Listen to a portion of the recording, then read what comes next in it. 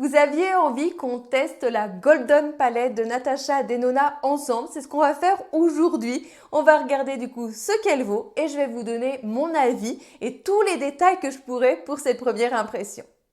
Coucou, bienvenue sur ma chaîne, j'espère que vous allez bien. Comme je viens de vous le dire, aujourd'hui on se retrouve pour tester du coup la Golden Palette de Natasha Denona, sa toute nouvelle palette. C'est une palette qui coûte 73 € dans le format midi du coup de 15 fards. Moi je l'ai acheté sur le site de Sephora avec un petit bon sympathique de 10%, du coup je l'ai payé 65,30 € et je suis vraiment contente de cette sortie, tout simplement parce que la grande Gold Palette, c'est une palette qui m'a fait tellement envie. Je n'ai jamais franchi le pas de l'achat parce qu'elle était tellement chère.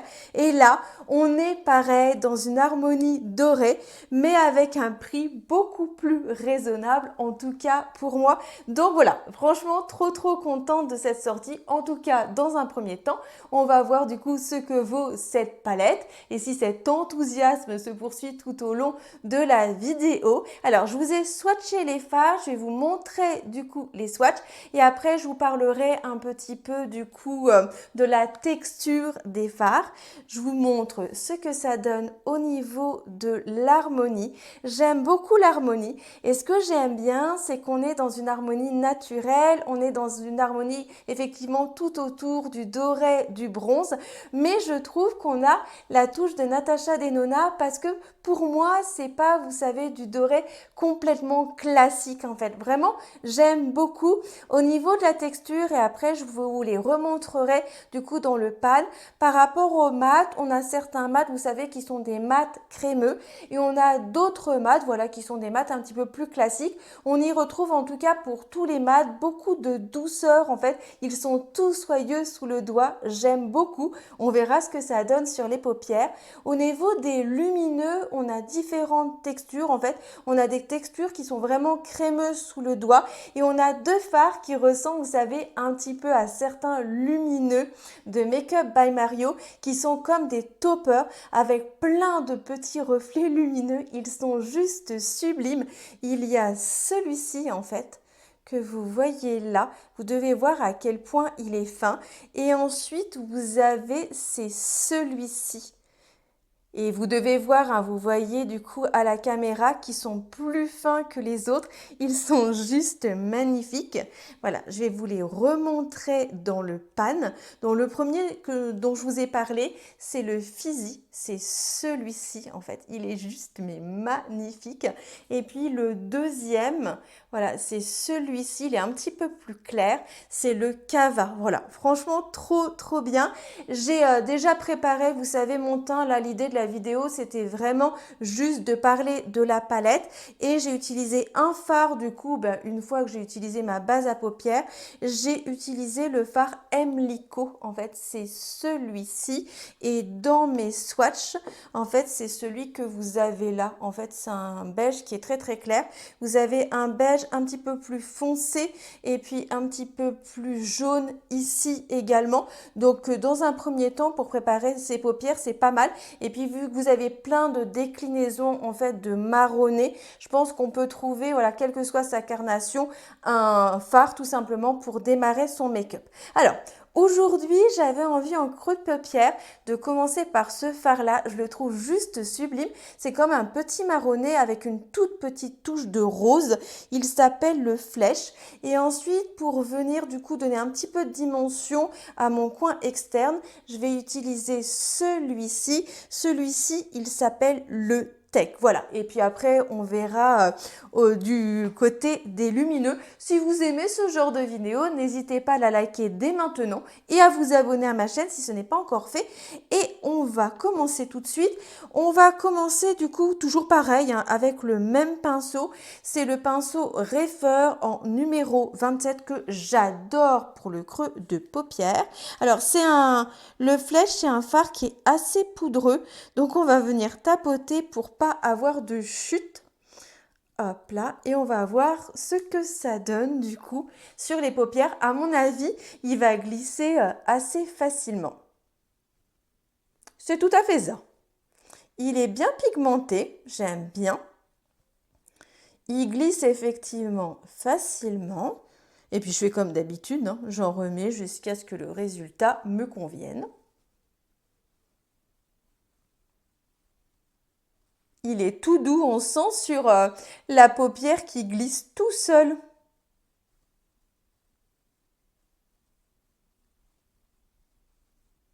Ça fait un fard très fin en fait qui glisse bien sur la paupière. Par contre attention, il est très poudreux, donc il faut bien tapoter votre pinceau. Je vais vous montrer, je ne sais pas si vous verrez à la caméra du coup, voilà, il est vraiment très poudreux. Donc faire attention voilà, à bien tapoter votre pinceau. Ensuite du coup, pour le coin externe, toujours pareil, mon pinceau de chez Reifer, c'est ce que j'utilise absolument tout le temps. Cette fois-ci, c'est le 01. Vous savez, je vous avais dit que j'aimais beaucoup parce qu'on peut l'utiliser à plat et on peut également utiliser la tranche pour le creux de paupière. J'aime beaucoup et j'avais dit du coup que je prenais le Tech. Hop là. On est sur un fard qui est déjà un petit peu moins poudreux, quoique, hop là, on va tapoter. Non, ça va pour celui-ci. Et on va venir du coup construire, hop là, le coin externe en remontant pour venir étirer le regard.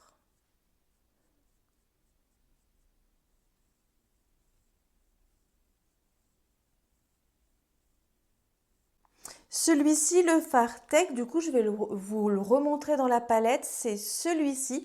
Il est toujours aussi fin par rapport au premier. Par contre, il est un petit peu plus difficile à travailler. Là, il faut bien prendre son temps, en fait, pour venir l'étirer. Il s'étire un petit peu moins facilement que le premier. Ensuite, j'avais envie d'utiliser celui-ci pour le coup, celui-là. Lui, c'est un fard, en fait, vous savez, mat un petit peu crémeux. C'est le Pana et j'avais envie de le rajouter en coin interne. Pour ça, je vais utiliser un tout petit pinceau comme ça de chez Reifer.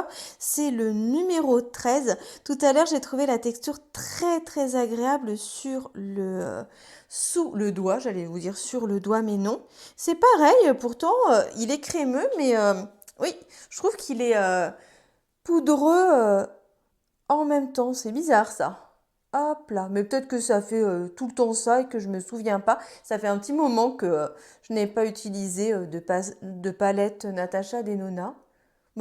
Pour le coup, il s'applique très bien celui-ci et il s'étire à la perfection. Franchement, super facile. Rien à voir avec celui que j'ai utilisé du coup pour mon coin externe.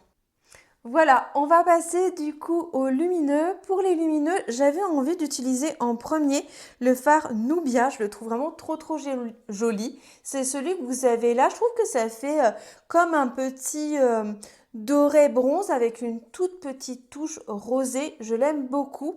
Après, j'avais bien envie d'utiliser celui-ci. Celui-ci, il s'appelle le Alchemist. Et puis en dernier, j'aurais bien utilisé celui-ci, vous savez, c'est le Cava, ce petit topper avec plein de petites micro-paillettes. Et sous le sourcil, je pense que j'utiliserai celui-ci. Celui-ci, c'est le Aura. Et quand on le regarde dans le pan, on a l'impression que c'est un blanc lumineux. Mais en fait, c'est un doré très clair et pas trop chaud. Je l'aime beaucoup. Je vais faire comme d'habitude, hein. Je fais toujours les lumineux avec le doigt, donc je vais faire avec le doigt. Le Nubia, il est hyper crémeux en fait. Quand on met le doigt dans le pan, il faut pas trop y aller. Voilà. Il faut y aller en douceur parce que le doigt s'enfonce très vite. On va voir ce que ça donne. J'espère qu'il n'y aura pas de chute. J'ai pas l'impression. Voilà, il donne comme ceci. Et je vais venir le mettre à peu près au centre de ma paupière pour après rajouter, vous savez, un petit peu de fard du coup alchimiste au coin externe. Il s'applique super bien, il est fin, j'ai pas de chute. Hop là, on va en rajouter. Il est joli. On est sur quelque chose de plutôt classique au niveau de la couleur, mais par contre, il est vraiment très lumineux, il est vraiment beau. Et il s'applique vraiment tout seul, sans faire de chute.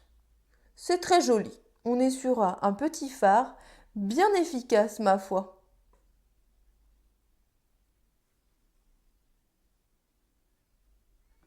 Pour le fard Cava, j'ai utilisé, vous savez, le même petit pinceau que tout à l'heure, donc toujours pareil, le numéro 13 de chez Reifer. J'aime bien l'utiliser pour le coin interne, parce qu'il est super précis. J'espère qu'il ne va pas avoir de chute. On va voir ce que ça donne. De toute manière, si ça va pas, ma foi, on ira au doigt, hein. C'est mon premier test, donc là, c'est en direct live. Je vois en même temps que vous s'il y a des choses qui couaquent. Je crois que je vais devoir. Alors, je le vois hein, sur ma paupière, mais je crois que je vais l'appliquer. Je vais l'appliquer au doigt. Je pense que ce sera plus efficace.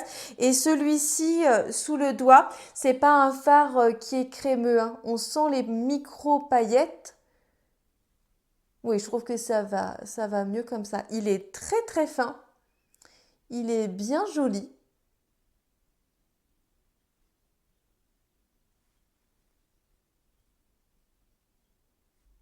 Voilà ce que donnent les deux premiers lumineux.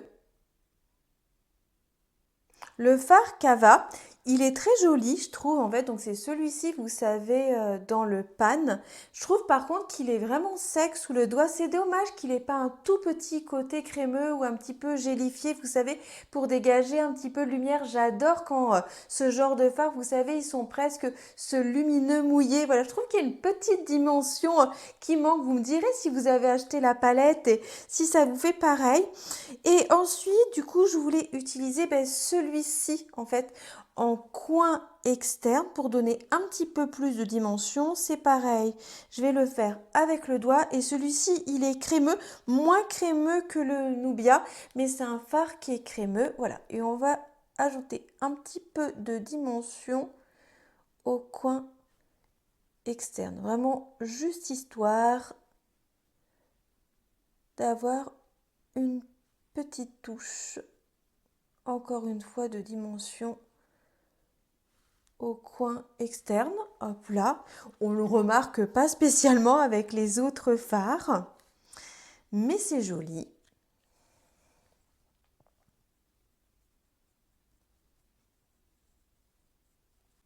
J'aime bien la dimension, la couleur qu'il donne au make-up, je le trouve vraiment joli, c'est celui-ci là. Vraiment, je le trouve trop trop joli ce fard. Et puis la dernière chose que je voulais faire, je voulais du coup appliquer le fard Aura, celui-ci, vous savez, celui qui a l'air comme ça, blanc dans le pan, mais c'est celui-ci en fait. C'est comme un doré très très très clair, mais je trouve, voilà, pas trop chaud. J'aime bien et pour ça, je vais prendre le pinceau que j'ai utilisé au tout début de mon make-up. C'est le numéro 15, toujours pareil, de chez Reifer, juste pour ajouter une petite touche de lumière. On va voir ce que ça donne. C'est joli, c'est discret. J'aime bien. Oui, c'est très discret, c'est joli, j'aime bien. Et il fait pas de chute pour le coup avec ce pinceau-là, c'est très beau. J'ai ajouté le fard Aura en coin interne parce que je trouve qu'il manquait d'un tout petit peu de lumière. J'ai terminé mon make-up, je vous mettrai du coup tous les produits que j'ai utilisés en barre d'infos. Je vous montre ça de plus près.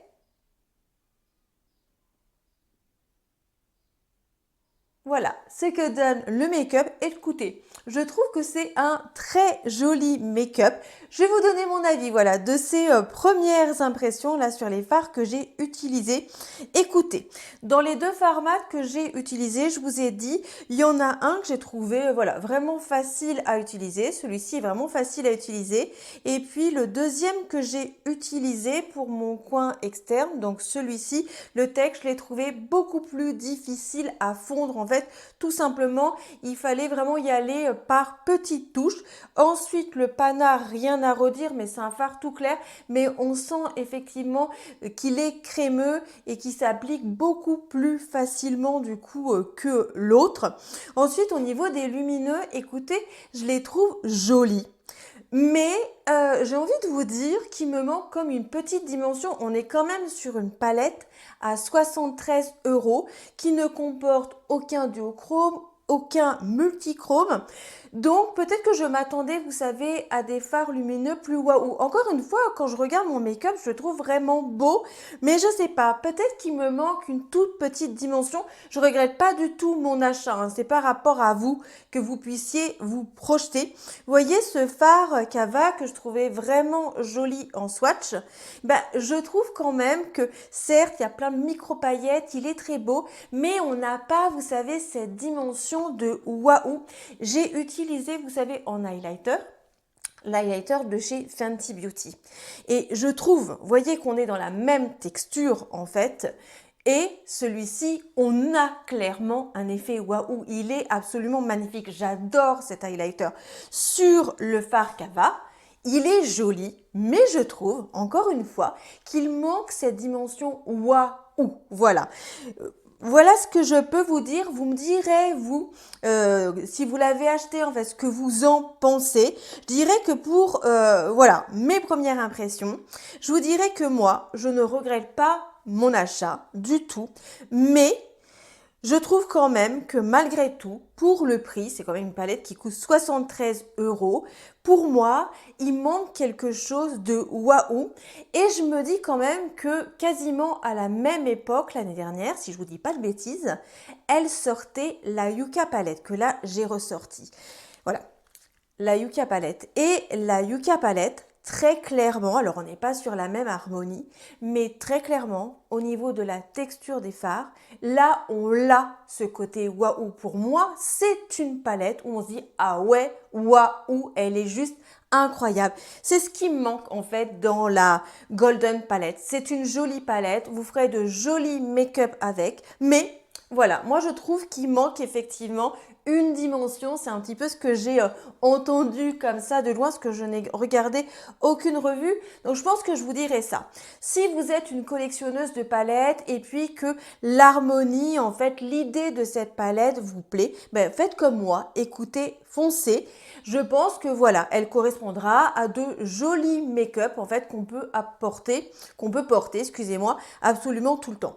Par contre, si vous êtes quelqu'un qui sélectionne ses palettes pour une raison ou pour une autre, soit pour une raison de budget, soit voilà parce que vous n'avez pas envie d'avoir 36 000 palettes, et ben pour le coup, je crois que j'y réfléchirai à deux fois parce que elle risque quand même de vous décevoir. Encore une fois par rapport au prix. Voilà, écoutez, je pense que là, tout de suite comme ça, c'est la seule chose que je peux vous dire. Après, je l'utiliserai de nouveau. Je vous donnerai mon avis un petit peu plus tard. Je trouve toujours que c'est compliqué en fait de donner son avis comme ça tout de suite après un premier make-up. Mais peut-être que voilà, c'est peut-être le moment le plus, on va dire, naturel parce que c'est juste après le make-up. Donc c'est vraiment les premières choses qui nous viennent. Voilà, par rapport à la palette. J'espère que la vidéo vous aura plu. Si elle vous a plu, n'hésitez pas à la liker, à vous abonner du coup à ma chaîne si ce n'est pas encore fait. Et en attendant la prochaine vidéo, prenez bien soin de vous. Ciao!